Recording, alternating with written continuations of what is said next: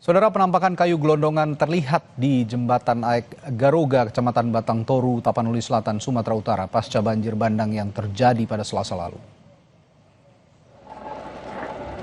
Kayu gelondongan beragam ukuran menumpuk di sungai. Sebuah alat berat diterjunkan untuk membersihkan tumpukan kayu. Belum diketahui dari mana asal kayu-kayu ini. Namun video hanyutnya kayu-kayu berukuran besar ini sempat terlihat saat musibah banjir bandang.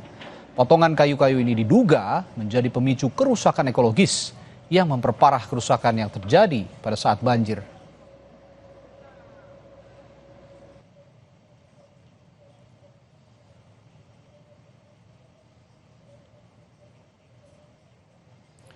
Bencana banjir dan longsor yang menerjang PD Jaya menyisakan luka yang mendalam bagi para korban.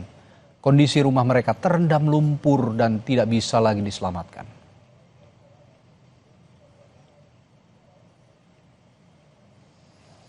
Tidak hanya menutup akses jalan, banjir dan longsor di PD Jaya juga mengakibatkan rumah warga terkubur dengan lumpur. Warga tidak menyangka banjir dan longsor yang menerjang permukiman ini ternyata turut menyisakan lumpur setebal 2 meter. Kendati tidak mampu membersihkan endapan lumpur, warga tetap menjaga harta benda yang masih bisa diselamatkan dari rumah mereka. Dan warga berharap pemerintah bisa turun langsung melakukan pembersihan rumahnya agar bisa kembali dijadikan tempat berlindung. Jadi pas saya di sana, udah saya tidurin anak saya di sana, rupanya di sana juga banjir. Udah banjir, kirain saya biasanya kalau misalnya malam udah banjir, besok pagi udah bisa lah kami bersih-bersih. Rupanya besok pagi nggak ada lagi rumah kami. Udah tertimbun tanah kayak gini. Nggak pernah tertimbun tanah seperti ini. Jadi nggak tahu lah kami ini mau upaya kayak mana, mau bersihin ya kayak mana. Nggak tahu lah, biar waktu yang bisa menjawabnya.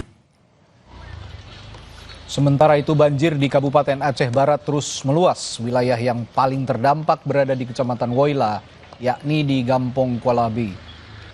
Ketinggian air mencapai 2 meter dan hampir menutup atap warga.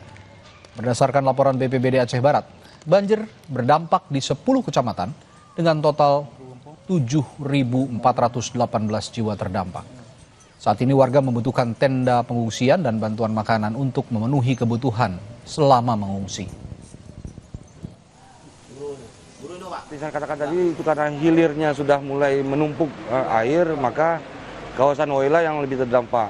Woila Barat, Woila Timur, dan Woila Induk sudah kami deteksi ada pengungsian yang jumlah pengungsian itu ada tipe pengungsian ada 2, ada yang berkumpul di satu wilayah, ada juga yang memang mengungsi ke wilayah-wilayah yang lebih terfasilitasi lah, seperti bikin rumah keluarga atau di tempat-tempat lainnya.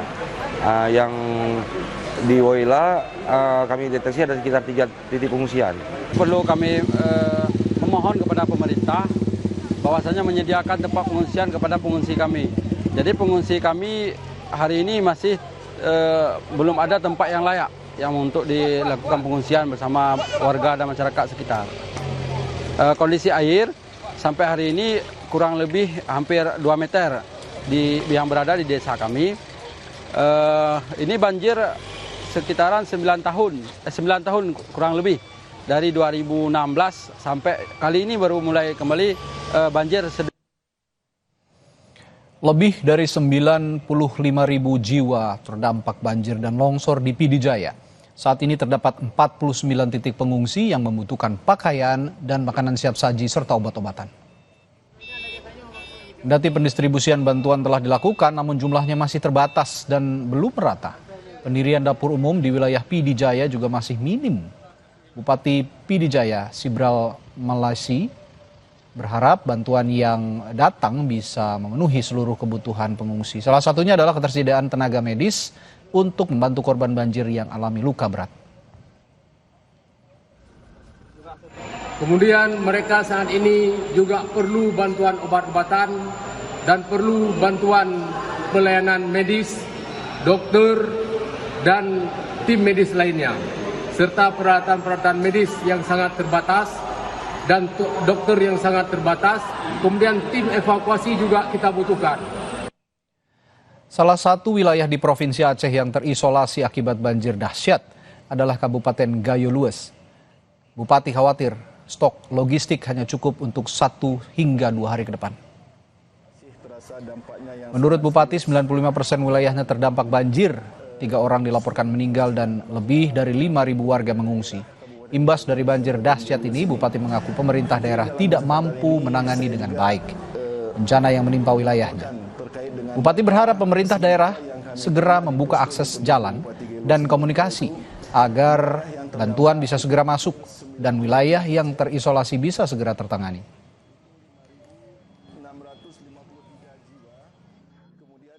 Pasca terjadinya banjir bandang di Kabupaten Geluas beberapa hari yang lalu, hingga hari ini masih terasa dampaknya yang sangat serius dan sudah dipastikan bahwa kami pemerintah daerah Kabupaten Geluas tidak mampu untuk melakukan penanganan terhadap bencana banjir yang telah terjadi. Wilayah yang terdampak itu hampir 95% seluruh wilayah Kabupaten Geluas.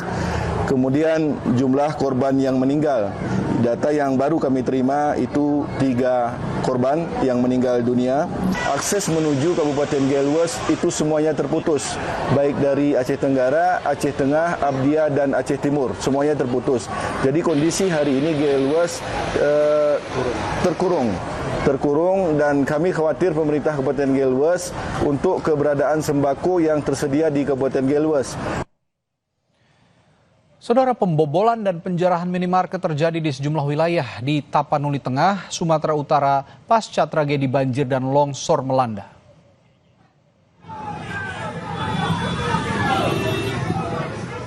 Sejumlah warga terlihat membobol sebuah minimarket dan mengambil barang serta makanan hingga habis. Wakil Gubernur Sumatera Utara Surya mengimbau masyarakat untuk tidak melakukan penjarahan. Dirinya bilang medan yang cukup berat membuat pendistribusian bantuan menjadi terhambat.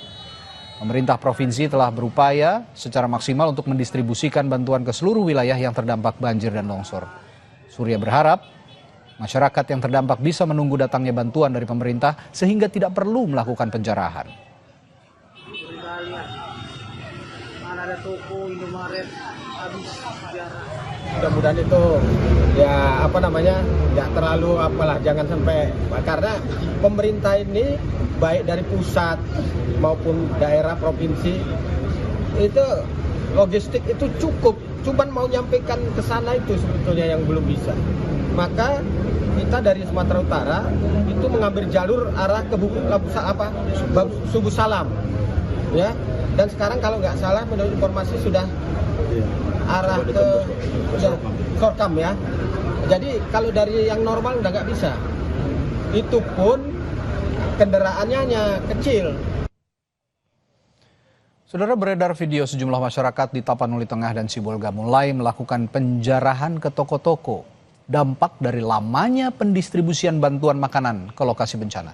Wakil Gubernur Sumatera Utara Surya menjelaskan medan yang begitu berat membuat pendistribusian sedikit terhambat dan Surya pun mengatakan pemerintah provinsi sudah berupaya semaksimal mungkin agar pendistribusian sandang maupun pangan bisa didistribusikan secara merata ke lokasi bencana.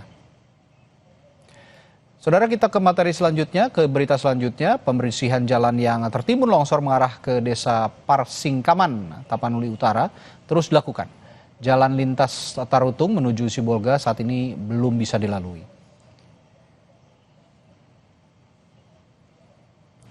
Visual pantauan udara menggambarkan luasnya titik longsor yang terjadi di sebagian titik di Tapanuli Utara. Proses pembersihan badan jalan dari materi longsor saat ini mulai dilakukan. Titik longsor yang berada di ruas jalan kilometer 36 PLTMH Aek Raisan 2 merupakan lokasi longsor terluas di Kecamatan Adian Koting, Tapanuli Utara. Material longsor beserta tumbangan pepohonan menutupi badan jalan hingga 200 meter.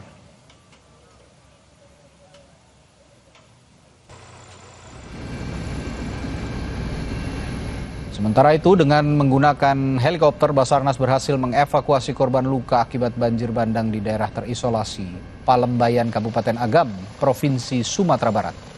8 orang korban dibawa ke Rumah Sakit Lubuk Basung Agam. Kepala Badan Nasional Pencarian dan Pertolongan Basarnas, Marsikal Madya TNI Muhammad Syafi'i menyebut Selain fokus melakukan pencarian korban hilang, penanganan korban yang mengalami luka akibat kejadian bencana juga harus menjadi perhatian utama. Kita menuju ke lokasi, ternyata jauh dari apa yang saya perkirakan. Kita sampai di sana, ternyata cukup banyak.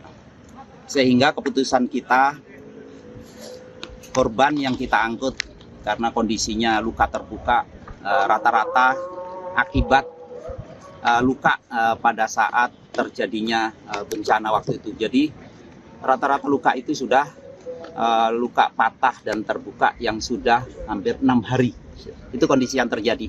Sehingga kita terbangkan dari sana, kita tidak bisa mengangkut semuanya. Akhirnya kita menerbangkan pertama 3 personil atau 3 warga yang dalam kondisi tidak berdaya.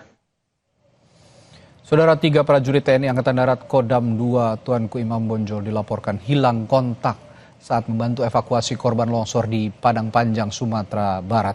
2 personel ditemukan dalam kondisi meninggal, sementara 1 lainnya masih dalam pencarian. 3 prajurit TNI itu dinyatakan hilang usai terseret material longsor susulan saat membantu proses evakuasi warga terdampak longsor di kawasan Jembatan Kembar Silayang Bawah, Kecamatan Padang Panjang Barat, Kamis lalu.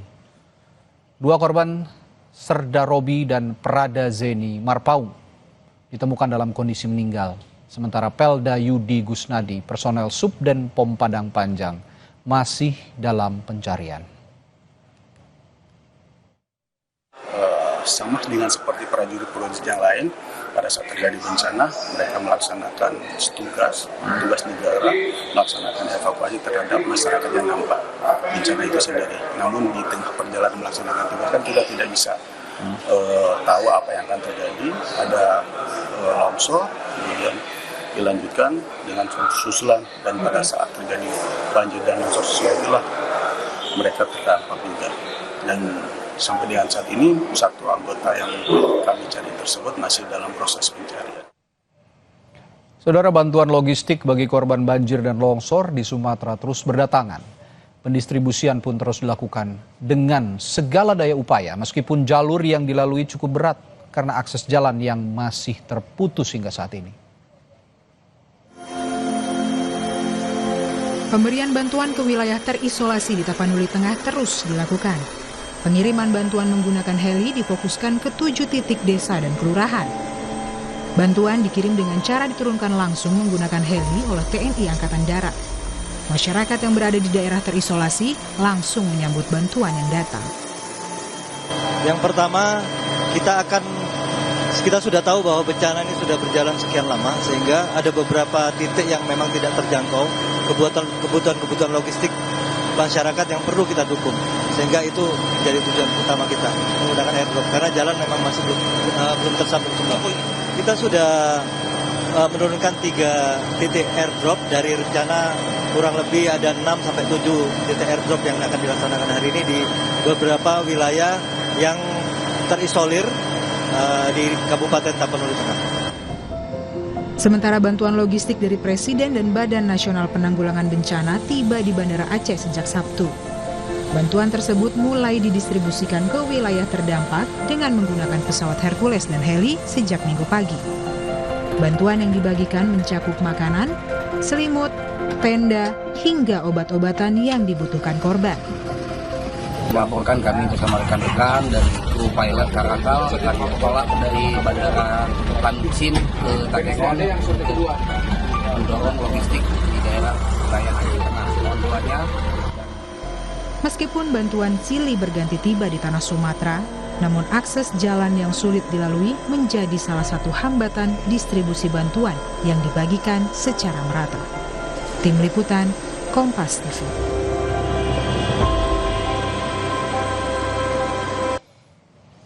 Saudara, pasca banjir bandang, tumpukan kayu gelondongan hanyut dan menumpuk di sungai area Batang Toru, Tapanuli Selatan, Sumatera Utara. Dan dari mana asalnya? Kita punya ulasannya setelah jeda di Sapa Indonesia Malam.